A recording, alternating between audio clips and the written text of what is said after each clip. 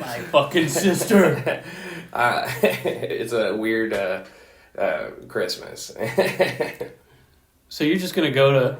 Okay, we can leave this off, but I'm curious. I don't know what you want to talk about, but or what's off limits, but your sister lives in the Hamptons. Yeah. What kind of places does she have? Just like a pool and a tennis court kind of place? It's a pretty nice place. It's a one-story place, you know. They do well for themselves. They travel. I mean, yeah. They just got married in February, so congratulations. Congratulations to... Yeah, if you want to leave that in. What's her name? Shannon. Shannon. Yeah, 2 S's. Congratulations to Shannon for living in the Hamptons. Yeah, I mean, she came from Florida, moved up to New York, and then moved out to the Hamptons. You know, she's doing the thing. You know. It is like the Florida. Yeah, that's what I thought too. So it was Coney Island. Coney Island and Rockaway are kind of like Florida too. Coney Island's like the Floribama of New York. Yeah. It's like the Daytona Cocoa Beach area. Yeah. You know, they have like race cars that you could drive on the beach. You know, you can get hot dogs. Yeah. Well, you could do that in New York. You know. Okay, I don't know. So what's the name of this podcast?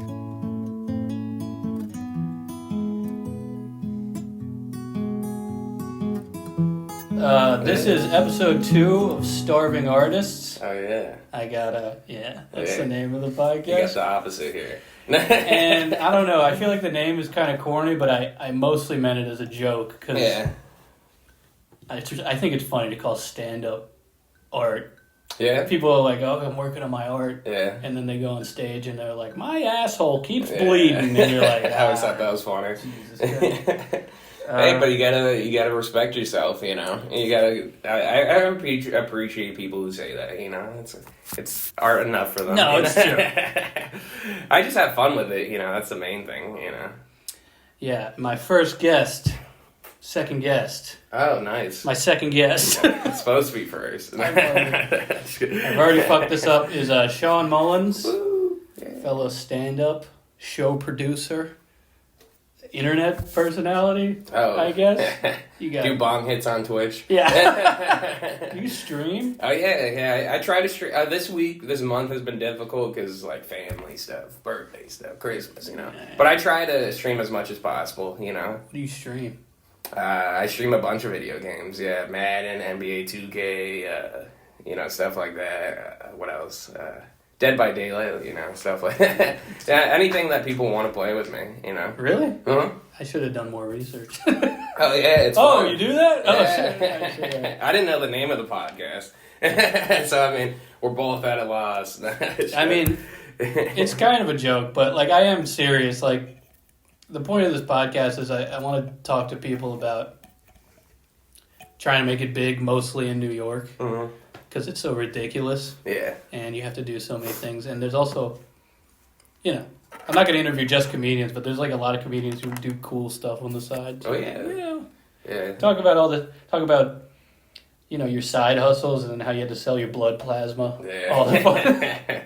Yeah. I mean, that's pretty much, I mean, I feel like Twitch is it's just hanging out, you know, it's giving your friend who's, like, the best at video games, like, a tip every now and then, you know? It's like, oh, I can play video games with this guy, and I like him, you know? Do you make any money doing that? Yeah, enough, you know? Yeah. You know, enough to pay the Wi-Fi bill every month, which is good, you know, because I have to use a lot of Wi-Fi, you know? Yeah. So I feel bad for my girlfriend, you know? Is there, like, a limit to how much Wi-Fi you could use? I don't know. Well, we got, like, the biggest package and stuff, the whole thing, you know. And, like, it's, like, 300 megabytes per second. It's nice, dude, yeah. It's way better than Florida. In Florida, it's janky Wi-Fi, you know. Up here, they have, like, fiber optic, you know. I don't know. No. Yeah, transformer penis. No, one of the big reasons I wanted to talk to you specifically, besides the fact that I want to get to the bottom of you. Yeah, exactly. Yeah, the first guy I had on, I was like, I wanted to talk to you because you're kind of a mysterious guy, and that like freaked him out. He was like, "What do you mean?" So just no one knows him. He's like, "Is this an interrogation?" I'm like, "No, I just." You know, I like saying that to just regular people. You know, you're a very mysterious guy. It makes people nervous. 200 Instagram followers. You know. Yeah. What do you know about me? What are you doing? Trying to uncover. It's because you started comedy like me in the South. Yeah. And I don't know, like, it's really fun to me to encounter other Southern comedians in New York because there's kind of a thing of like, what are we doing here? Yeah. I mean, New York is awesome. I'm not trying to diss it. I love living here, but we could, living in the South is so much easier. Mm-hmm. Why did we leave the warm embrace of the Gulf Coast? I don't know, man. Both my parents are from New York. My mom's from New Jersey. My dad's from New York. So I've wanted to move here since I was about to graduate college, and then COVID happened, and I stayed 2 extra years in college. Failed a bunch of classes, and then I was like, all right, after I graduate, I'm going up there. So why were your parents living in Florida? Because they hated the cold. They're like, fuck this shit. Which I understand, I mean, if I had kids, I wouldn't live in New York, What the fuck? That's crazy. This is crazy. That's insane. This is like a neighborhood with a lot of families, and you just see the children they just hang out on the street corner. Yeah. There's nothing to do other than it's like everyone's apartment is so small. Yeah. That's funny. We're going to meet. Yeah, I might as well be outside, right? By the McDonald's. Yeah. It's more fun. Mm-hmm. In the South, you have a yard. Yeah, definitely. That's way more fun, I mean, you could raise a family. I mean, it's just cheaper for school, cheaper for a lot of things, So, you grew up in Christmas, Florida. Yeah. Which is awesome. Mm-hmm. This is the name. Yeah. I have no idea. What is it actually like? Is that like a suburb of Orlando, or is that just... Yeah, it's just pretty much a suburb. And then there's, if you went out into, like a mile away from me, there's bad trailer parks, and that's about it. Trailer parks, which 24/7 had Christmas decorations on them. Yeah. Which I loved, I thought it was, as a kid, I thought that was fucking awesome. That is awesome. I mean, it's fucking dope, I played baseball over there. I did the whole thing, Yeah. I didn't really live there, but, I lived in a neighborhood next to it, But I love Christmas. So... I lived in Eastwood. Eastwood? Yeah, that's the neighborhood name. I don't even know why I'm asking. It's like I have I don't know. Yeah, I don't know why I'm... It's the same thing. Okay. Is that where you started comedy? No. Yeah, I started comedy in South Florida 2 years into college. Is that when that was in Boca Raton? Yeah, Boca Raton. Shout out FAU. Yeah. I see you have the... There we go. If anyone can see in the video, he's wearing an FAU. Yeah, male basketball today. I don't know why I said it like that. But yeah, basketball is male basketball. Well, that's how they put it. They put MPB. The men are playing. Yeah. It's all right, they're men, I get it. I went there. Going back in a few weeks to do the improv and a don't tell, so that should be exciting, Okay, so is the improv... I don't know anything about South Florida. Yeah, ask away. Where is Boca Raton in relation to Miami and Orlando and what the fuck? All right, so Orlando is 2 hours from Boca. Went down there because I went to FAU, obviously, because they did not have an admissions essay. It's the only school I applied to. Yeah. But I got in for the summer program. They're like, all right, his grades are kind of... Is that why that was the only reason? That was the only school you applied to? Yeah. Yeah. It's awesome. You're and like, it was on the essay, fuck it. Fuck it, yeah. And the other thing is, they were recruiting me for football for a while, and I went there and I loved the campus, and I was like, it had no admissions essay, and it was a double whammy. Did you play for FAU? I tried out for them, and I knocked down a really big guy, and they kind of liked me and wanted me to walk on, and I was like, I wanted to do drugs. Yeah. I wanted to smoke weed and fucking hang out. Yeah. I wanted the college experience, the whole thing, Yeah, I tried to play college baseball, and it was first off, they did not recruit me. But I kind of when I went to Loyola, New Orleans, and I just went to the baseball coach's office, and I'm like, can I try out? And he's like, yeah, whatever. Yeah. And then that's cool though. I tried out, and then he's like, clearly did not want me on the team. He's like, you can be the manager. That's cool. But you can practice. Oh. He's like, you can do every practice. That's fun, yeah. But then I realized it's like a job. Yeah, it's a lot, yeah.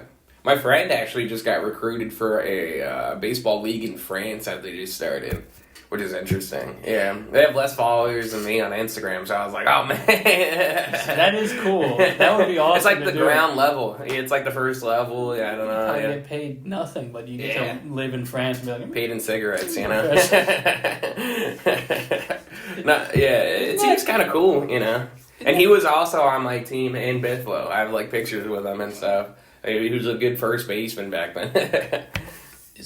Was he like college level? Like, how good do you have to be in the French? I mean, he played for FAU too, and then and then he, I think he's been bouncing around places, and then I just saw on Facebook like the other day, you know, I was on there for my birthday for egotistical reasons, you know. Like how many people? Yeah, exactly. No, and then I saw his update and stuff, you know. It's kind of dead now on Facebook, though. You go on and you're like, no one's on this shit. Dude, yeah, my grandma's post gets like 2 likes. You know, it's fucking bullshit. She was averaging like 20. You know? What the fuck happened? And all the friends, they're gone. Yeah, but the cool thing about Facebook is I still think you can get paid for like your videos and your reels and stuff if you ever want to do that. That's true. On Instagram, they used to do that, and I used to love it. You know, I used to... I didn't pay you anything? Not anymore, but... That used to be fun. Did you ever do that? Or no, I'd only started posting videos like maybe 6 months ago. Yeah, that used to be fun back then. That was like the main. How much did they pay you? I mean, like $150 a month to post like reels. What? Yeah.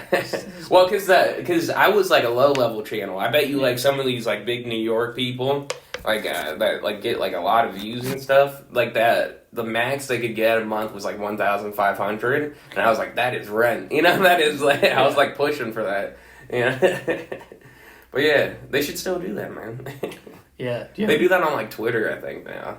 Dude, Twitter is wild now. Yeah, I don't even go on that. Yeah. We don't even need to talk about Twitter. It's like Live Leak, and then it's it's also dead. Oh, is it? I don't know. I feel like it's just like Elon Musk tweets. Yeah. We don't need to get into fucking Elon Musk. Yeah? I don't know. What about him? I love Joe Rogan. Nah, but like I honestly don't have a strong opinion on him. But like it's literally him pumping up his own tweets now that he owns it. Yeah. And then his fanboys, and then it's like just people fucking I don't know. Mm-hmm. Like it's like Live Leak. It'll be like, oh, look at this person got blown up. Yeah. Like, I've been seeing that on. I've been scrolling through like YouTube Shorts, and I see like one side of a shooting. You know, it's like some you know those Ring body door cameras of some guy going like bah bah bah to like, and then you just hear screaming and it cuts off, and I'm like, dude, I was just watching like Joe Rogan. I don't know, fucking just clips. You know, I don't know. It gives you 20 seconds. You're like, whoa. Yeah. What happened? What happened after that? I hate cliffhangers. You know. Yeah. No, Twitter's become like the Wild West of the internet now. It's It's not healthy. I'm like, this is not good. Yeah. See someone get run over by a car. I'm like, I came here for memes. Yeah, exactly. I like Reddit. Reddit's fun. You know, it's super fun. Yeah. Well, you can really decide what you're actually going to see on Reddit. Yeah. Twitter, which I like. I don't get to see like stupid selfies or whatever. It's just like sports articles, you know. I love sports. That's about it. Yeah. That's what my sports favorite team thing. Do you like it? Well, the Saints, which is unfortunate at the moment. Yeah. We're playing the Giants on Sunday. Oh, yeah. That's a big game. We can determine who goes into the playoffs. Yeah, the Saints do not deserve to be in the playoff conversation. We do. Sure. With our Italian quarterback, you know. But yeah. Damn, I'm so happy I was recording on this phone because I just realized I'm not. Yeah, I wasn't recording in the microphone. It's only 15 minutes. We can start over. No. I don't mind. No, we're not starting over. This will be fine. I'm just like, I'm so happy. Yeah, thank God. Fucking amateur hour. I follow the Saints and I follow the Pelicans. Yeah. And the Pelicans, I follow UL Lafayette. Basketball and stuff. I mean, you probably know about UL Lafayette, Sun Belt. But, yeah. We used to be in the Sun Belt. We moved up 2 conferences since I went to FAU. Isn't that kind of crazy? Yeah, they're in the American? Yeah, we went from the Sun Belt to Conference USA to American. Yeah, which I just like sports. Yeah. But I like the Pelicans more right now because, I don't know, Zion is Zion is. Yeah. I mean, he's been getting a lot of hate for being fat. Yeah. But like, that's fucked watching up. him is the best. First off, it is fucked up, but it's also the best watching him. Him and like, Lizzo should team up. He's a fat guy. He moves like a ballerina. Yeah, I mean, he moves well. I mean, most of the time when he's not like busting his shoes because he's fat. You know, just kidding. Well, his shoes and his knees. Yeah, it's really the knees. Yeah, I mean it shows you like the difference between Wembanyama, whatever. He like rolled his ankle. Victor. Victor rolled his ankle and then like popped right back up. And if Zion rolled his ankle like he did, if you saw the clip, play it right here. It's all over. He would have died probably. You know, he would have fucking like he would have been like on fucking diabetic medication for 2 weeks, you know? Like, it would have been bad. Damn. Oh, you have a cute cat. I have a cat, too. It's Basil. Nice. I have a Russian blue. People say it's, I don't know, people say it's rare. I got it from a fucking Russian person blue. in Miami. Yeah. What is that? It's like, I took it to a vet one time, and she, like, creamed her pants, you know? She was like, oh, my God. It's a rare cat. Yeah, it was like a Pokemon to her. I was like, oh, okay.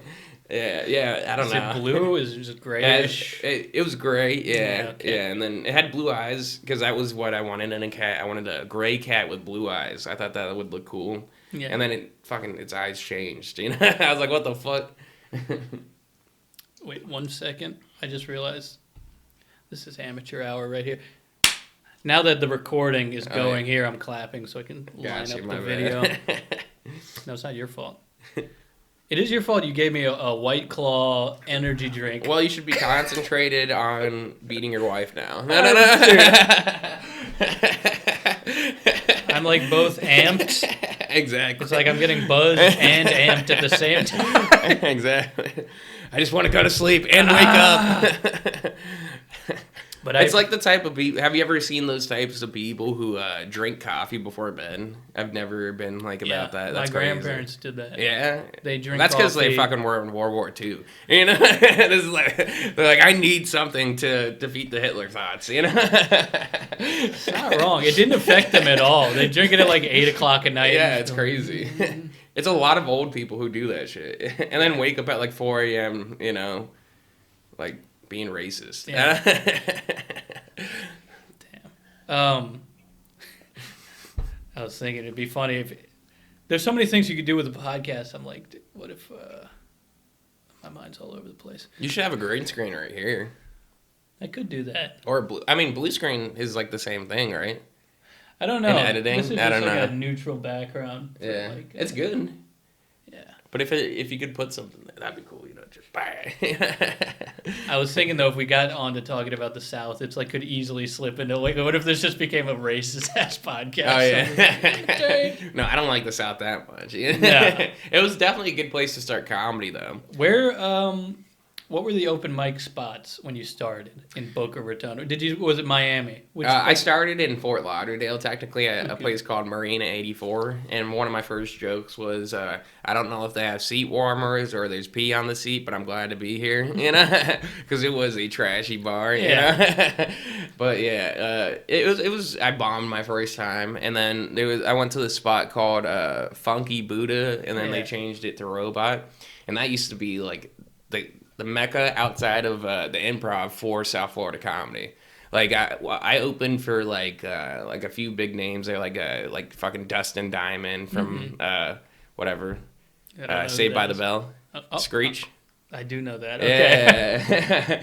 And it was like a few months before he died too, you know. So I was kind of that's like a big memory for me there. And then it was such a big like thing. Like such a big like staple. Like there was an apartment across the street from it, and I was like, hell yeah, I'm gonna take that. You know, it's like within my budget. So I was literally there every week. I was like their doorman. There would be like 50 to 60 people a show. There'd At the be Improv. No, it was out. It was the biggest thing outside of the Improv. This called was at the Funky Buddha Robot. Funky Buddha. Yeah, and it was like a staple. You know, Mike Cintron ran it. He was a good guy, and I mean, he gave me a lot of spots. I appreciate it, and it like shaped what I was. It was the first place I did well at. You know, Yeah. People were there for like to hear jokes. Is it like a divey kind of place? It was a brewery. I feel like most Southern comedy spots are just dives? It was a brewery, and it was cool because it had Wednesday open mics, and they either charged you $5 or for charity, you brought in 2 canned goods, and you would get on for free. And yeah, that's a South Florida thing, right? That's awesome. A Florida thing, you know? Oh, yes. Yeah, I love that shit, you know? And like that would never happen up here for charity. No, you know? Like that's I ran a few charity shows. That's what like down there that happens a lot, you know, stuff for like if anything happens, people like run a charity show, give the money away, you know. Yeah. Like up here that never. Yeah. But yeah, it was a good place to start. He taught me how to run it like a pretty good show. He ran really well, tight ran shows, professional shows in the area outside of the improv. So it gave like people who were like starting out spots, you know. Yeah. It was a great spot. I don't know. I'm glazing it. You started running shows like pretty early though, too. Like this is from stalking your social medias. Yeah, I stalked you too. Like, it's all good. Oh, sweet. Yeah, I stalked you so much. I went to your first page and got freaked out because one of your first comments on there was, Sean, I know you're an artist. Get out of here. It says, thank you, Sean. You're truly an artist. And I was like, I got to get out of here. That's a different... He predicted I was coming here before I came here, and that was the only picture I looked at. It is a creepy picture, but... Well, I was like, I don't know how to Instagram. Should I just put this photo up? Of me? My first picture was in an English class in 9th grade, and like I got an iPhone, and like I think I was like one of the first people in my class to get an iPhone, and everyone freaked out, and they're like, "You got to make an Instagram." And we like the 4 people who pressured me to make one are this on is there. Hilarious. They're all there in the selfie. You know, we made it, posted it all in one period. Yeah, I was late to the game. That was like college. Yeah. I don't know why. Yeah. Wearing a suit. But okay, yeah, you started doing shows like pretty early into doing comedy. Oh yeah. Like was that I feel like that would be kind of scary to do in South Florida, like cause, like I'm thinking of starting a show, and like the hardest thing about that is like I'm just like which bar do I approach? Mm-hmm. It's like I don't want to talk to bar owners. You know what I mean? That's the scariest thing. They're definitely crazy. Like, what was your first show? My first show was at a trap house in South Florida.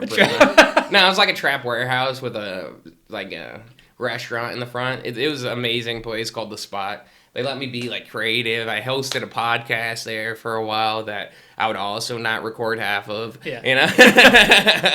But yeah, like it was a fun spot. Actually the biggest headliner that we got there was Mick Foley. You know? Yeah, he came to us. I guess that was probably a while ago. I'm telling you, dude, if you do comedy long enough, you're just gonna run into people. You know? Yeah. You know? He just wanted to do comedy for like 1 or 2 shows. And I was nice to this special needs kid, and he went up to me after the show and was like, "The only reason I'm doing this is because you're nice to that kid. I don't know who you are." And I was like, "You shouldn't," you know. I was like a year into comedy, you know. I had like a picture with him and stuff. It was fun, you know. Was it your idea to start that show? Did you inherit it? Like, how did you approach the spot? Yeah, the spot actually it was ran by someone else, and then. Apparently they got into beef with him, and then it's a fucking small community thing, you know. And then they hit me up, and I was like, sure. I was like a young kid, 6 months in. I was like, sure. I didn't know anything about stepping on toes, nothing. I'm going to the top. Yeah. No, I didn't even think that. I just thought it would be a cool place for me and my friends to do stuff every week. Yeah. You know, and it was like 2 hours away from me. I would drive there with me and my friends every week, you know, just to have like 4 people in the audience at least. I would pack my car full of people, and because I was just not good at show producing at first. You know, you just need a place to try it out. I feel like. Did you bring your own equipment, kind of thing, or like? No, they brought their own equipment. Yeah, and then I like when I started doing it other places, I saved up money from that spot to buy equipment, and then I started like expanding and doing it at other places. You know. Did you ever have like you ever approach a place and they were like, get the fuck out of here? Like, all the time, dude. Yeah. Do you have any what's your worst experience with like trying to get started at a bar? I don't know about this. Wasn't the start at a bar, but I mean most of the time when you're trying to start something there, they're like, either we don't fuck with comedy or something's already here. Which That's like most of the answers. Yeah. And I get that, yeah. And especially in South Florida, most of the time they want to do like karaoke. Yeah. Which is easy, you know? I mean, rather than like guys coming into an Applebee's at 5 o'clock telling dick jokes, you know? It's like New Orleans. It's like, we want to have... We have music in this town. Which makes sense. I mean, New Orleans is a music town. South Florida is a party town, you know? It's not like as respected, you know? And then also in the South, it's like the comedians. It's like you never know what the fuck you're going to get. Yeah. Some guy whose stage name is Ribeye, you know, just coming up and being like, let me tell you something about the Jews. And you're like, okay, can we cut the mic? But no, the craziest thing I had to deal with a bar owner was I lost a venue one time because I texted a bar owner too early. Oh, yeah? He said I woke up him and his baby because I texted him at 8 a.m. saying, hey, could you please pay me? And that's all I said. I didn't call him, like, repeatedly. I sent one text. To be fair, that's, like, perfectly reasonable. Yeah. Oh, no, it was 9 a.m. because I made sure to make sure it was between the hours. I always try to text people who are, like, owners between the hours of 9 and 5. You know? Just, like, to respect them a little bit. But, yeah, like, text them at, like, 9 a.m. He freaked out on me. I feel like that's only a bar owner would do that. Yeah, shit. Right? Yeah. I sleep till noon. My kid. Yeah. And then I was like young and petty, so I like left a bad Yelp review. I was like, the floor smells like pee. You know. I was pissed, dude. It was like one of my first venues I had, and like right next to my house. And then the guy was like, yeah, a dick, you know. Dude, I think my favorite thing looking at your Instagram was there's like a video of like an old man tried to punch you in the face. Oh yeah, at a Florida comedy show. Yeah, well, it was barely a comedy show. I'd say it was at like a diner. Was it like you ambushed a diner with a comedy show? Yeah, same. It's that type of shit. You know, like most of them didn't know it was happening, and I think they were like regulars. You know. Yeah. And like, what happened was like I was talking shit. Oh no, I turned off their like jukebox or whatever. The fucking lady freaked out. Do you remember what was playing? I don't even know. That's a good question. George Jones. Yeah. Probably something stupid and racist. Yeah. No, I'm sure. Conway Twitty. No, because it was in Plantation, Florida. Okay. Yeah. I don't even know. I mean, know just where that name, is, but it's yeah. Plantation, Florida. Yeah. It's like middle of nowhere, like, and it was like, it was a fucking. I shouldn't have done it at this place. I just wanted like money, you know? And I wanted a place to do comedy. And I turned off their jukebox, and they freaked out. They're like, "You need to turn back on the jukebox." I just started laughing at them, you know, and that pissed them off more. And you said the Dolphins suck. Well, yeah, they're on the way out, and I didn't just let them leave. I had to like heckle them on the way out because I was 21 and a dick kind of, and I was messing with them, and I was like I said the Dolphins suck. He tried to punch me, and then his wife was screaming at me that it was my fault that he tried to punch me, and I was like, and your wife's a bitch, you know. So that caused someone else in the bar who wasn't even yelling at me to attack me with a pool stick. You know, and then a cool comic that I'm actually getting on shows with in South Florida that we're still friends to this day got in front of me and was just like my bodyguard and like taking the hits for me while I'm in the back roasting her like, you're a fucking bitch, you're a bitch. And the funny thing is like the owner was mad at me but let me do another show there. But I feel like the only reason he did it was to get attacked by a pool stick. Well, I think he wanted them to attack me again, you know, because he didn't defend me. He was like, "Fuck you, you piece of shit. Yeah, you could have another show," you know. And I was like, "I'm never coming back there," you know. Yeah, it's funny. Like, it's just comedy, you know. People from New York, of course, make fun of the South for being racist, and you kind of want to be like, "No, dude, it's not." But like, you go outside of a metropolitan area. Yeah. 30 minutes outside of any metropolitan area, you're like, these are the worst people who ever lived. You know? Yeah, dude. I had a kid in my what's it called? In my 9th grade, like, health class, who tried to justify why he's going into the KKK.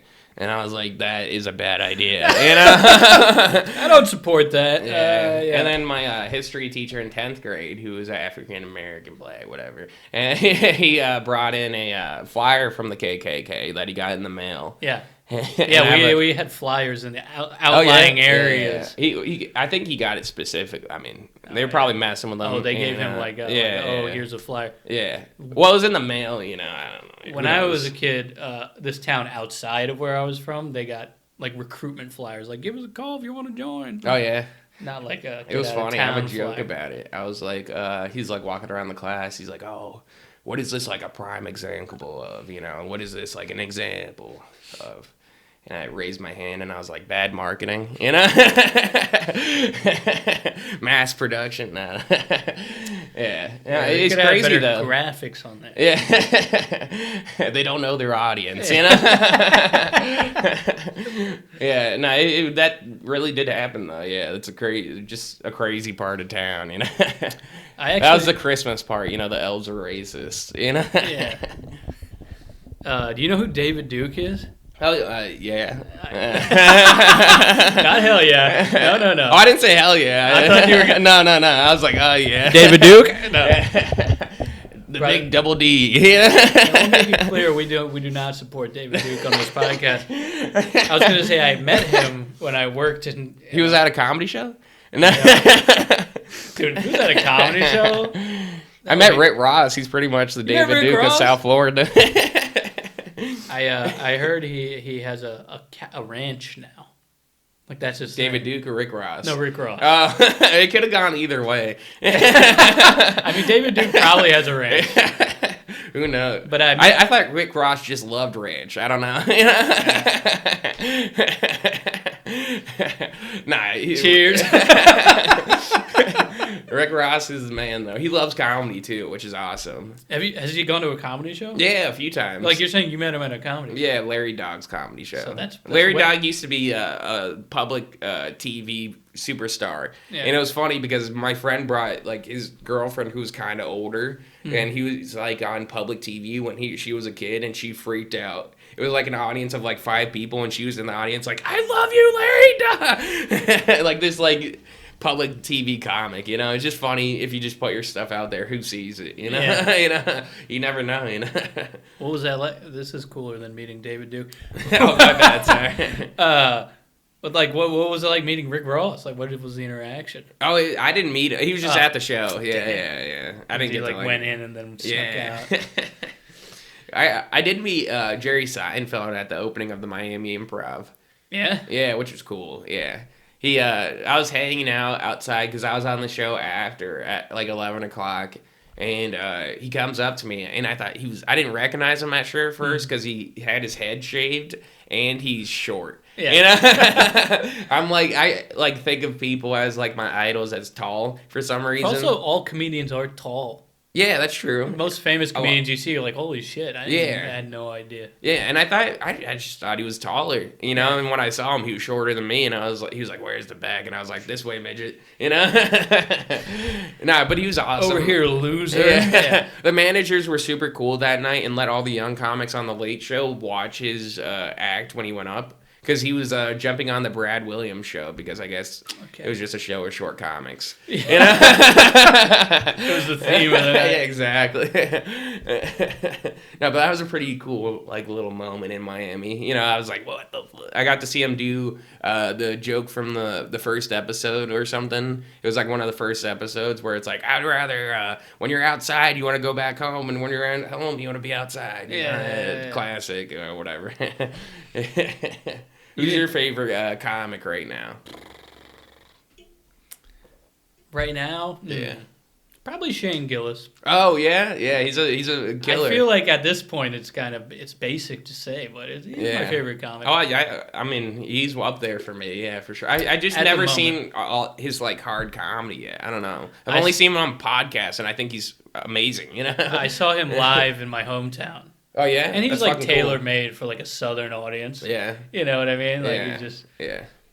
He's kind of like, a good old boy kind of vibe, but That's fun. Yeah. I saw him do an hour in the lobby of a DoubleTree Hilton. Oh, fuck yeah. It was like, I think right after his Live in Austin had been released, so he wasn't that big. And yeah.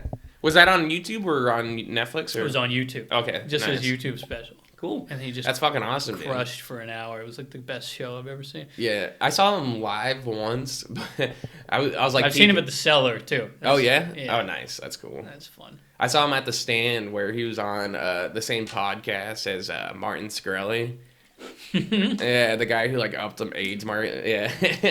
He made an AIDS pill really expensive or something. And he just kept calling him a nerd, and I was like, I identify with this guy. You know, that guy is a nerd. Man. Yeah, that guy is in fact a nerd. Yeah, he needs someone to bully him. Yeah, it's probably Shane Gillis. All time, this Norm Macdonald. Yeah, Norm Macdonald for sure. Fuck, dude, I have a story about that. He came to South Florida one time. And I had tickets, like, my friend was, like, giving me tickets, but I was being, like, a loser, and I was, like a new comic, and I was like, I'm gonna get time tonight. I want to get time. I'm gonna see Norm when he's back in town, and he died, you know? And, like, literally, like, a few months later, and I was so devastated because he's one of my, like, idols. Like, yeah, he's a big influencer for sure.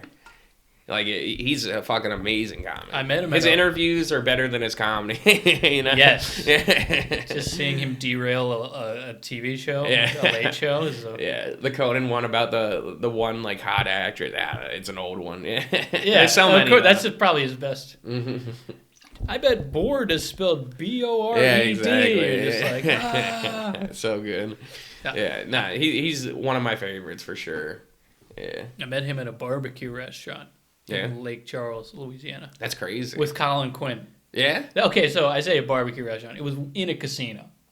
Oh, nice. So was it a show? Yeah, Colin Quinn and Norm did a casino show in just the middle of nowhere, Louisiana. So me and my friends were like, oh, we're going to this. Yeah. I mean, in South Florida, casinos are one of the best places to do shows, dude. Yeah, I bet just they like made in the South, you know? an incredible amount of money. Dude, definitely. But we were like just trying to kill time before the show, and we are like, oh, college football's on in this restaurant, the Jack Daniels Smokehouse. Oh, nice. Dumbass thing. And I was like, that's Colin Quinn over in that booth. That's so cool. And we're like, you recognized him first? I saw, Norm. Oh, yeah. And I was like, I bet that's Norm. So it was funny. We're talking to them. Do it. And we went up and we're like, we're like, big fan. We're here to see the show, man, not trying to bother you. And they were like, Norm was like, come talk to us. Yeah. He seems like that guy. Colin Quinn was more like, hey, how's it going? And then Norm was like, nah, come talk to us. Yeah. And then he immediately just started doing bits. Fuck yeah. We talked to him for like 45 minutes. That's awesome. We kept trying to leave because we were trying to be like... respectful, you know? Yeah, we were like, oh, we're not trying to bother you. You know, we're trying to get a drink. And Norman's like, you don't want to talk to us, huh? That's how I'd be as a comic, too. If, like, I got to that point, I'd be like, I just want to bounce bits off you guys, you know? No, but yeah, Colin, when I did meet him, he seemed very, like, reserved as well. Yeah. Yeah. Who's the nicest headliner you've met? He was super nice. He was clearly like he was tickled by Norm. Yeah. Who wouldn't be though? At some point, it was like Colin Quinn was trying to get rid of us, I think, and Norm was keeping us there. Yeah, well, so it's the dichotomy of making Colin happy or making Norm happy. Yeah. And I would 100% make Norm happy. Yeah. Norm was like, I'd be like, yes, whatever he says, you know. Norm was like, we got nothing to do. And Colin Quinn's like, let him watch football. He's like, let him have a beer. They're trying to have a drink. And Norm's like, no, come talk. That's so cool. That was sick. He was wearing like pajama pants. It was like 2 hours before the show. And that's what he does, yeah. He didn't, when he went to the improv, he didn't dress up at fancy or anything. He just showed up. And then he was telling us to go to the Pai Gow tables. He was like telling us to gamble. He's like, oh, I got some chips. He had chips in his hat. Yeah. He was a big gambler, I heard, too. I was like, this is the best day of my life. That's so cool. Norm is telling us to gamble. Yeah. I would.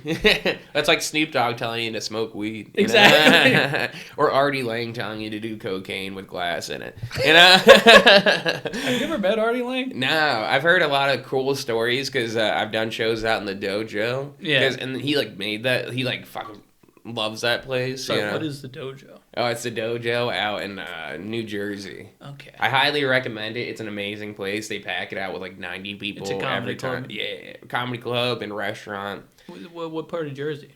North Jersey, Atlantic City, Newark? White Plains, White Claw. Oh. I don't know. Something like that. It's like an hour and a half outside of the city. I'm just bad with directions. But it's amazing. Danny Braff runs a great show out there. Highly recommend if anyone is a comic fan or is just a comic, just go out there.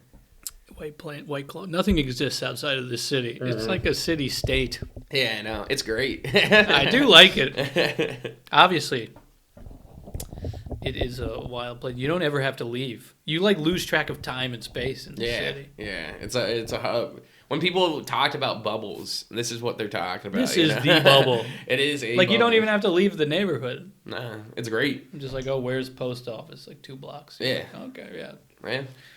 And I feel like, that's the future, right? Yeah. With overpopulation or whatever, just put people in one place, put everything within a block, and then they're fine. I had to get a passport photo, a few months ago, and then I just walked around this neighborhood. I'm just gonna look around stores, and it was yeah.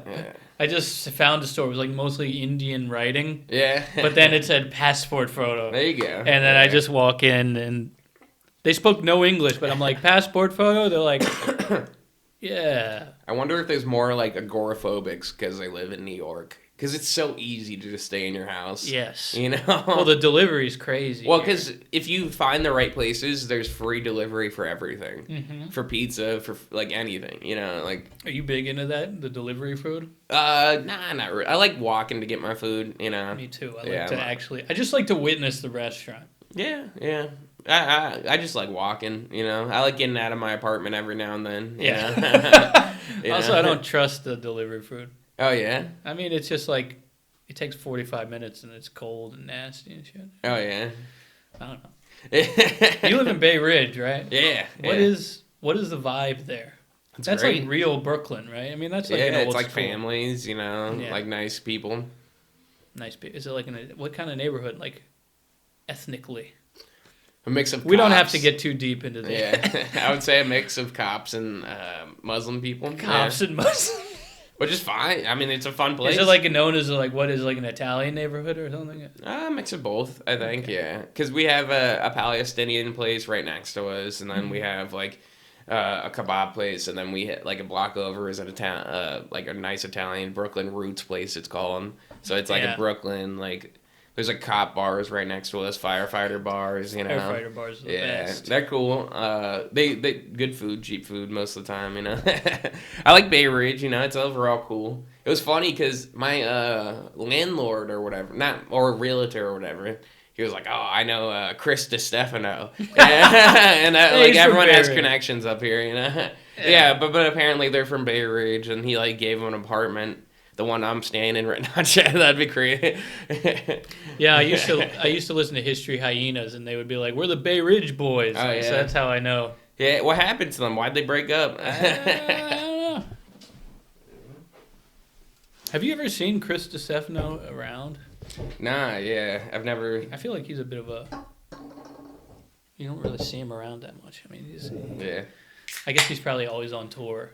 You see Giannis Pappas a lot. Yeah.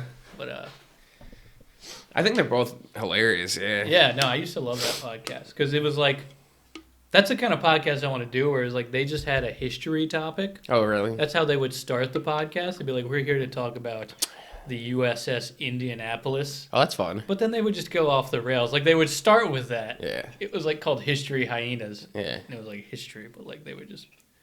That's cool. That's the Sal Vulcano, Joe DeRosa thing where they talk about food. You just start with one topic. Yeah. That's my girlfriend's goal is to meet Sal Vulcano through me. She loves Impractical Jokers. Hey, have you met Sal Vulcano? Nah. Yeah. I feel like you hear about the Impractical Jokers all the time around here, though. Yeah. They're New York based for sure. One of my first roommates worked on Impractical Jokers. Oh, that's cool. He was never home. He was always working on Impractical Jokers. That's cool. Yeah. So I didn't get to meet Sal Vulcano. Yeah, that'd be fun. He seems nice, Yeah. That's the other thing. It's I starting a podcast here. It's You got to be careful what you talk about. We couldn't just start talking shit on Sal Vulcano because it's like, what if we run into Sal Vulcano? Oh yeah. What was like the first? What's been your favorite like run-in with a comedian in New York? Like, what was like? Do you have any like memorable times like a Jerry Seinfeld in Miami, but here? Like, what was? I was hanging out in the stand green room one time, and Jim Jeffries walked in, which was kind of cool. Dude, that would be awesome. And then it was kind of a slow week for us, and he wasn't gonna go up, but everyone kept pressuring him. Obviously, they were like, "Go up." Yeah, come on. And he was thinking about it more so than his opener was. Yeah. His opener saw the crowd. He was like 30, 40 people. He was like, I'm good. And I was like, if you said yes, he might have said yes. Yeah. 30, 40 people, but it's gonna be awesome. Yeah, I would be stoked. But that was a pretty cool one. And then Rick Glassman was in the green room. The stand is like a great green room to hang out in. I met him, and we were like bantering about like Taylor Swift, and I was like, this is awesome. Yeah. I love his podcast. I think it's super creative, the animation style and stuff. Yeah. I don't know if you ever seen it. I don't actually. Take Your Shoes Off. I hate to say I've actually never heard of Rick Glassman. Oh, really? I'm a better comic than you. I have a refined taste. What can I say? I've just heard of him through like friends and stuff too. It's pretty cool. But yeah, those are probably. And like everyone we've had on Hilarity was like super nice. I mean, yeah, that's a great... Yeah. They've always, like, most of them talked to us. David Tell hung out the whole time, which was insane, Yeah. He seems like a guy who just doesn't care. He's in a great way. Like he is just there to do comedy, but, like, there's no, like, pomp and circumstance. Another guy I thought would be taller.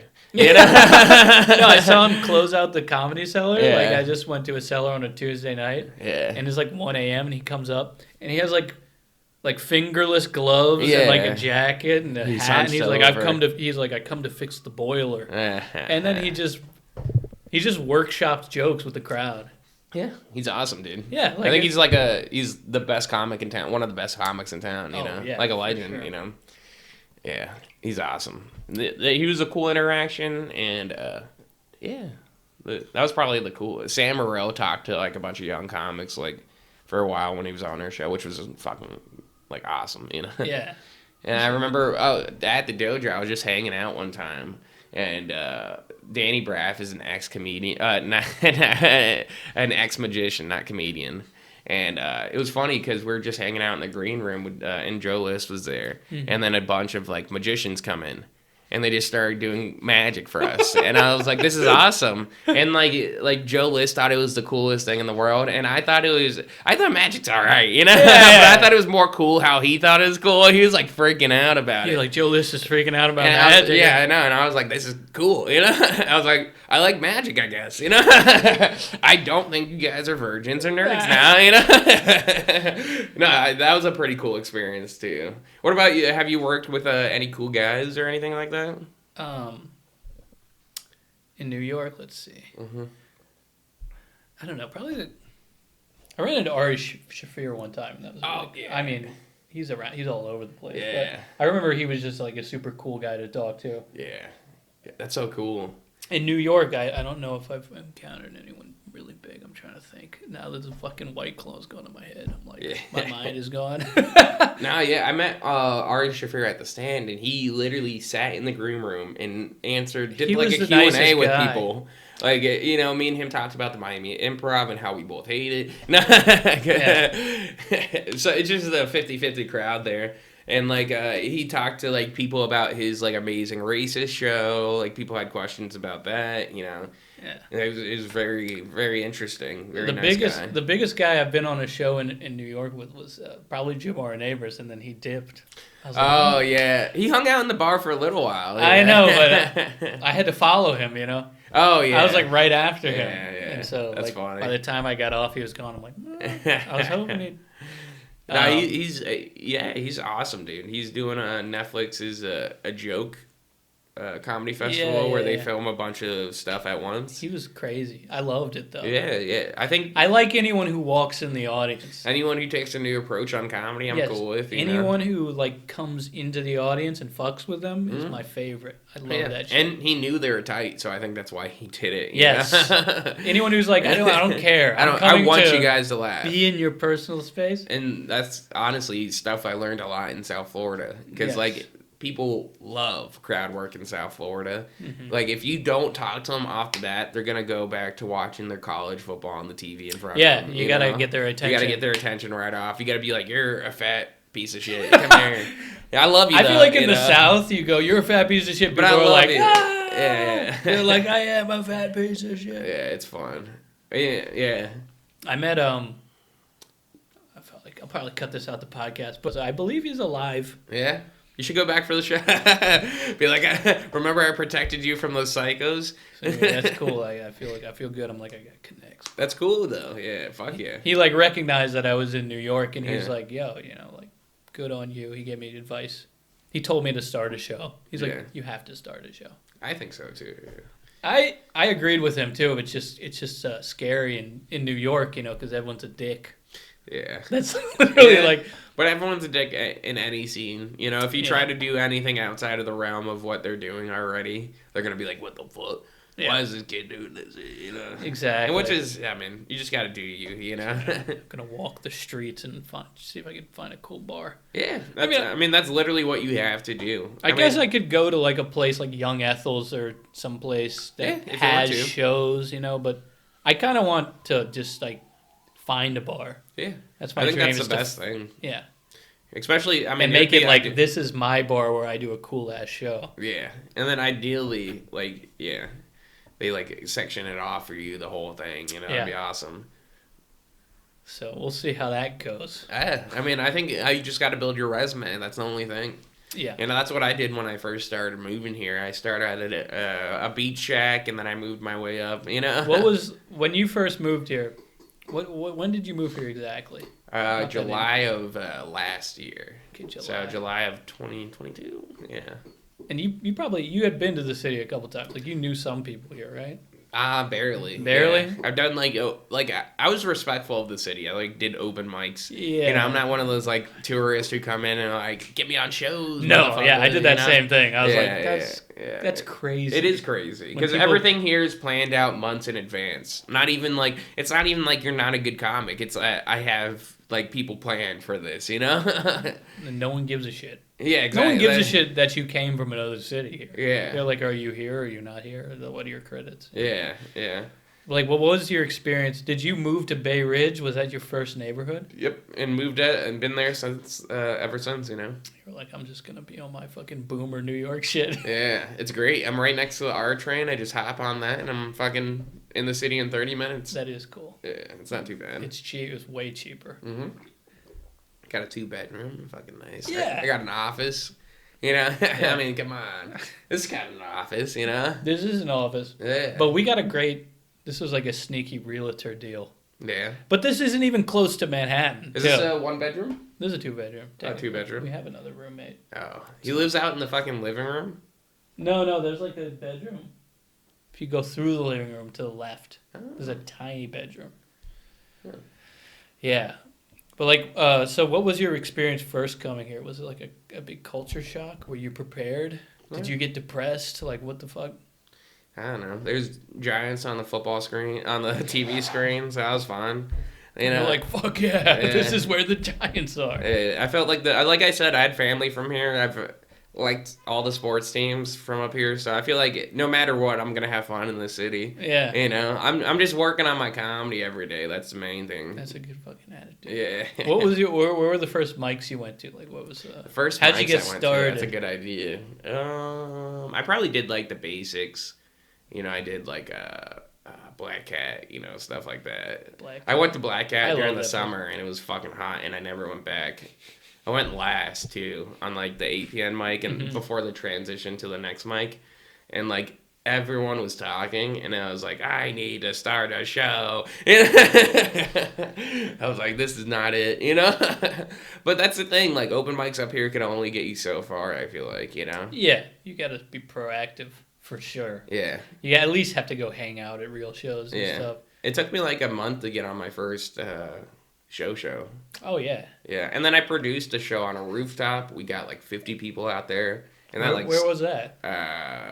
It was called Up Less. It was a rooftop that me and a few other comics did, and like on top of like their apartment, you know. And it was fun. The only reason we stopped doing it was so successful. The only reason why we stopped doing it is because like their landlord threatened them to like pay like a $10,000 fine because they were doing something out there. Yeah. We'd pack it out with like 50, 60 people. You know, it was great. So, yeah, okay. What was the first place you went to where you met? I'm fucking buzzing, dude. Yeah, do your thing. Who were the first people like you met in the city? Like, how did you get started, like, producing shows? You know, like. Greg was one of the first people. Greg, yeah, he's a great guy. It was funny because I was producing a show at Soho Playhouse, and he was like, "Oh, I want a show here," and I was like, "We could do a show together if I talk to the manager." Okay. And he was like, "Well, yeah, I know a bunch of people. I know like a bunch of big comics, but people won't give me a chance." And I was like, I'll give you a chance. You know, I thought he was cool. You know, yeah. And this would be Greg Giraldo Jr. Yeah, the very funny guy. Very nice guy. Very nice guy. Yeah. You know, it's fun. Yeah, I met him and I had no idea. Yeah, I mean, he just introduced himself as Greg, and then we rode the bus together to the Tiny Cupboard, and he's like, "Yeah, I'm Greg Giraldo Jr." I'm like, "Okay." Yeah, I knew the name, but I didn't know the comic that well. I don't know. Like, yeah, I didn't like. mean, he wasn't like my like. He wasn't around when it's a little before our time. Yeah, I mean, I make jokes with them about that. I was like, "Oh, you're lucky. Like a bunch of young comics don't know your day." You know? People, yeah, I know him from the roasts. Like I just watched the Comedy Central roast. Yeah, it's cool, dude. Yeah, I was like, "Oh, that's cool," you know. Yeah. And then we were just like vibing at Soho Playhouse, and then we just started a show there, and it's been like really fun. You know, was that one of your first shows here? It was one of my first shows. Well, we did one at like an art gallery before, just to, like test out how we like vibe together, and that was a pretty fun one. That was with Gary Goldman, and I was literally barking on like the side of the road. Art gallery. Yeah. Where? An art gallery in like Brooklyn or something. And it was an art gallery by a guy who made props for the Louis C.K. show. Oh. And he kept like pushing that on us. And I was Louis? Like, yeah. And I was like, I don't know which prop it was, you know? We're not associated. Everyone in New York, that's like a big thing. Is just like push credits on you. Of course. Like, you know? Like everywhere I went, it's like, this is a famous spot. It's like Jerry Seinfeld took a dump here. You know, I don't know. This is where it all started. Jerry Seinfeld thought that his show was here, and then it was actually down the street. And but him and I just started producing together. You have a very fun New York origin story. I feel like I got here, and to be fair, I didn't like produce shows in New Orleans. Like I did comedy for like 2.5 years in New Orleans. Yeah, and then I got here and I was like, "Fuck, I suck. Like this is hard." That's like, the thing. I produced, like, I would literally, before I moved here, I looked at my Facebook events, and I had 300 events before I moved here. So that's a big difference. Experience. You know? I was doing like 3 to 4 open mics a week, and I'm like, I'm working on my stuff. You're not really working on your stuff. But that's the good thing about New York, though, you know? Yeah, like, and then you get build here time somewhere else, and then you're like, oh, that shit sucks. I'm going to make it better, you know? Yeah, you actually see, you're like, oh, now I actually understand how to do this. Yeah, there's a lot of killers up here. You know, there's a lot of great comics. It's insane. It's like every mic you go to, you're like, first off, half the people on the list, you're like, I've never heard of this person, which is weird. And then they're funny, you know. And then you're like, wow, this guy's really funny. Yeah. You're like, what the fuck? I've never heard of him. Yeah. I've been doing mics here for like a year at least. And they live here too. That's the crazy part. Yeah. They've been living here. Yeah. That is, yeah. That's the cool thing about New York, though.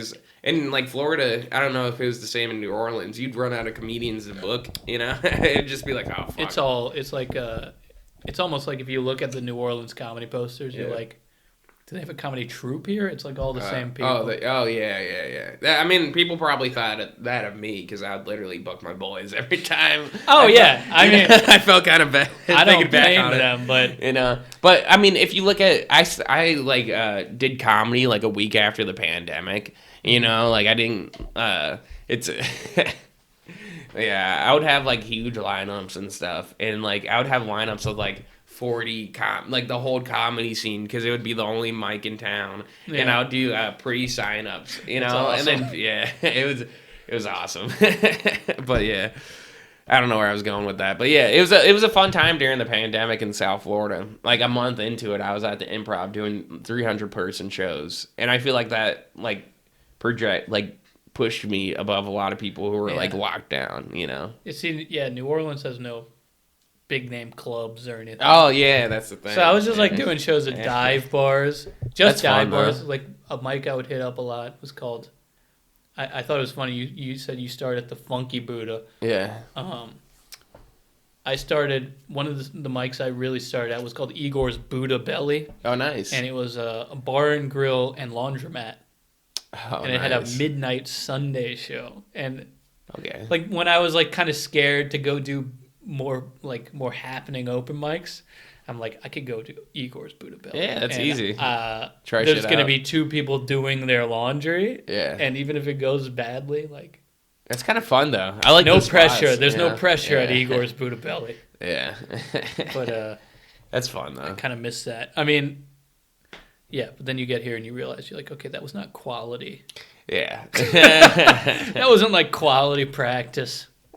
I mean, even if you do an open mic in front of like comics at a comedy club that's empty, you know, it's better quality than that. I feel like no offense to like a small comedy scene or anything like that. No, you need to get in where you fit in. But if you make comics laugh, it's like, okay, this is really funny. Yeah, this is actually funny because yeah, you have 10 sad comics. And it's like also just concentrating on the art rather than people not paying attention, you know? Yes. You know? Yeah, it'd be Igor's Buddha Belly and there'd be 2 guys in a construction vest out in the bar.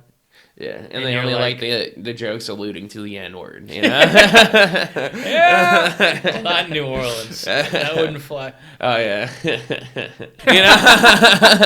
It was crazy. I'm so glad I'm up here. No car, no nothing. Just take the subway. No, you know? Honestly, it's good. It was why would they do that to? Oh my bad. To like a young comic, you know, like a 21-year-old. It feels good to have sold the car, just knowing that I won't have to worry about like how many beers I had at this bar. Yeah. It's crazy. Yeah, like they would literally pay us in drink, like pay a 20-year-old, like a young 20-year-old in drinks. And here's just 2 tickets. Yeah, and then you have extra cash. Yeah. Who's your favorite? Who are the big Florida comics? I know there's Brian Regan. That's one of my favorites. Brian Regan's a great one. Daniel Tosh is from South Florida. Eric Andre. Amazing. He did the Funky Buddha a few times. He did? Yeah, I'm not even joking. Yeah. Who's your favorite Florida comic? Favorite Florida comic? John Lovelace. I forgot about Daniel Tosh. Daniel Tosh and John Lovelace are my 2 favorite. Yeah, he was one of my good friends. We would like start comedy. I think he's so fucking funny. I think he's like the man of. We would travel around John and Sean. You know? I think he was the man. You know. Okay, I feel like we've done most. Yeah, do what you gotta do. But we could wrap this up somehow. You have any let's see what I've written incriminating? In my notes. Yeah. Oh. What's your favorite Disney park? It's the funny thing is my mom used to work at Disney. Uh-huh. Yeah. In what capacity? She was a manager of multiple parks. Yeah. So we got in for free. We got free toys. The fuck out it was great. And the crazy thing, me and her were actually talking about this the other day. The day after 9/11, we went to the Disney parks. Because they wanted to get away from all the stress and the everything, that the makes TV sense. coverage, sure. And then like apparently I remember it as being completely empty. Mm-hmm. It was like no one was there because they thought, oh, the next place they're gonna hit after New York, of course, is Orlando Disney. You know, so like no one was there. Yeah, you know, it wasn't about respect. It was just like terrorists might hit the globe. I really think like there was no tourists. There was no one there. People were just scared inside. You know. Yeah. Yeah. But what's your favorite one? Oh yeah, Animal Kingdom. Animal Sorry, I went on a tangent. Why the Animal Kingdom? Because they have. I love the animals. Okay. Yeah. I love animals to this day. Yeah. Everest, the Everest one. That's a wild one. Everest was a good one. Yeah, solid. Also, you could just see hippos. Yeah. That's crazy. Is like Disney has all this crazy expensive shit, and then you just see a hippo, and you're like, "This is fucking awesome." Yeah, it's great. This is the best part. Yeah. I was an environmental engineer for a while. That was my thing, and then I hated. I was at an internship for engineering, and I hated it. It's kind of. I did accounting. Yeah, as same an thing. internship, and then briefly as a full-time job. Mm-hmm. Yeah, I didn't get to full time. They were literally like during the internship, they're like, "Oh, you have to study and learn," and I was like, You have to care about the company. Get the fuck out of here. You have to expand your knowledge for this company. Before, it was just crazy. Fuck that shit. Who is your favorite comedian, by the way? When I first started, Bo Burnham. Burnham, which is funny. Yeah, I thought he was great, and then expanded my. He is really funny. Expanded my reach. I watched a lot of YouTube specials when it like first started in like 2016, 15, and I watched like Big J, Ari Shaffir, all those guys. Josh Adam Myers when I first started, because he had stuff on what's it called? The fucking I'm drunk right now. Yeah.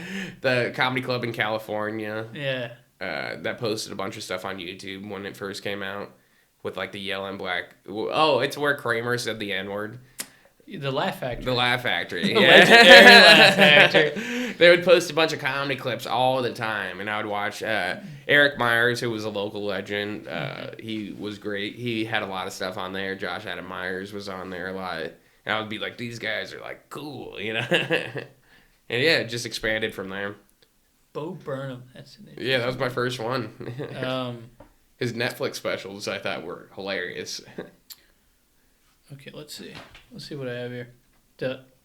What's the comedy dream? Just be funny and make it when I'm 40. Yeah, that's true. That is the great thing about comedy. You go, oh yeah, people don't make it until they're like 40. Yeah, I'm okay with that. That's honestly honestly the most comforting thing about comedy. Yeah. You go like, I've been saying that since I started. I don't care. What I just want to be the fun. I want to walk into a room and people be like, "Oh, that guy's funny." Not that guy's famous. I want them to be like, "This guy is a killer." Yeah. That's it. Yeah. What do you think about cruise ship comedy? Would you ever do that? I mean, for like 2 weeks maybe. I wouldn't make it a full-time gig. I remember I was doing a place in Vero Beach, and there was a cruise ship comic magician. And he was bad at comedy and magic. Oh, yeah, so it was like, it was just bad. Yeah. Like, old people were walking out during a set because they're like, oh, this sucks. Yeah. Just too hacky, even for like 70-year-olds. Even for a cruise ship. Yeah. Yeah, and then you're stuck on the cruise ship with the people you bombed in front of. Yeah, exactly. That'd suck. What? Okay, let's see. We probably got enough, but Oh, did your dad actually get arrested on your front lawn? He did. Can we talk about that? Sure. Why? Road rage. Oh, okay. Yeah, and then it was funny because he came back after road raging at the guy. And I only asked this because you joke about it on stage. Yeah, I don't care. You joke. And by the way, I saw you do that joke in front of your dad at the Grisly Pear. Yeah. Yeah. He knows about it. Yeah, I told him about it before I told it because he's an ex-felon. Oh, no, I'm just... That's but yeah, wild. And then my sister was older, so she handled everything. She called my next door neighbor to help bail him out. It happens. Hey, it happens. Yeah. That's wild. Yeah, he got expunged and everything, but now it's on a podcast. We can cut it, but I don't mind. I was curious. Okay. Yeah, but You got any secret skills? Secret skills. I'm trying to learn Dutch this year. Why Dutch? Because I think it's a funny language. I was going to ask if you played a weird instrument or something, but Dutch. I'm trying to learn Dutch, and I'm trying to play the piano this year. Why Dutch? Not the piano part. Well, piano makes more sense. Piano, you can be cool. Yeah. Like anytime you're in a bar with a piano, you can be like, "Well, check me out." Have you ever seen the show Raising Amish? Yeah. Yeah, my girlfriend and I were watching it, and we thought the language was silly, and we're like, "This is a fun language." And then when we looked into it, and a lot of Dutch words are actually very it's pretty close similar to the fucking English. It sounds like stupid English. Yeah, it's like caveman English. Yeah, it's like ooga booga booga. I was hanging out with a Dutch kid. Yeah, was at I don't know, it's like a beach, and I was a child, so it was like my parents were like hang out with a Dutch kid, and they don't go to beaches often. Yeah, pale people. But we were playing like Go Fish, and I was like, "How do you say go fish in Dutch?" Gaan vis. He's like, "Go o fisk." I'm like, vis. Shut up. That's funny. Yeah, me and my girlfriend have been really into it. I've been reading Harry. Y'all are both learning Dutch? Oh, yeah. Oh, fuck. Well, that's a cool thing about learning it with someone. You can bounce it off of them. That's the key, really. And then I have a Harry Potter book in Dutch right now that I've been trying to translate through, which is fucking... I love Harry Potter and I love Dutch, and it sounds silly. I have a joke where I was like, if I ever wanted to kill myself now, I'd write my suicide note in Dutch just so people could laugh at the end. Yeah.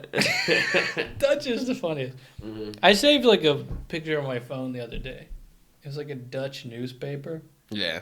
Of like when World War II ended, and it was like they're like we didn't do anything. No, the headline the headline was like Hitler deed, like he's dead. Deed, yeah. And it's like what now? I've been watching Invincible in Dutch, which is pretty cool because Amazon, surprisingly, if you ever want to learn a language, Amazon, pretty much all their originals have like all of the languages, like Cambodian, like fucking. If you ever just want to like see how people talk in normal everyday conversations, it's like a great way to use it. And I've been watching Invincible, and it's been like, I hate my dad. He punched a hole through my stomach. Those are the words you actually need to know. You don't need to know like, okay, I want beans. Like you can figure that out. Yeah. But I want to punch my dad in the stomach. Yeah, exactly. That's real Dutch right there.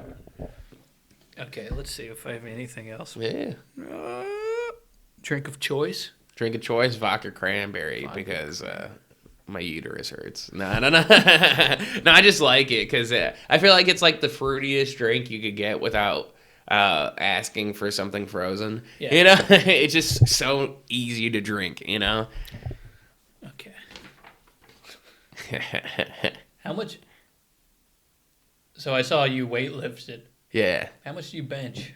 Not anymore, but back in the day, I went to states 3 times in a row, and I got the most I ever hit was 355 on bench, and then it was funny, like during the pandemic, I was like bored, so I was like, I'm gonna get my clean.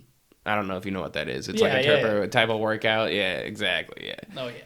Yeah, I was like, I'm going to get my clean as high as possible and see what I can do. And I went to a competition, like stoned. Yeah. And I got 3rd place with 325, which was the most I've ever hit. Yeah. But I used to love weightlifting. Do you still weightlift at all?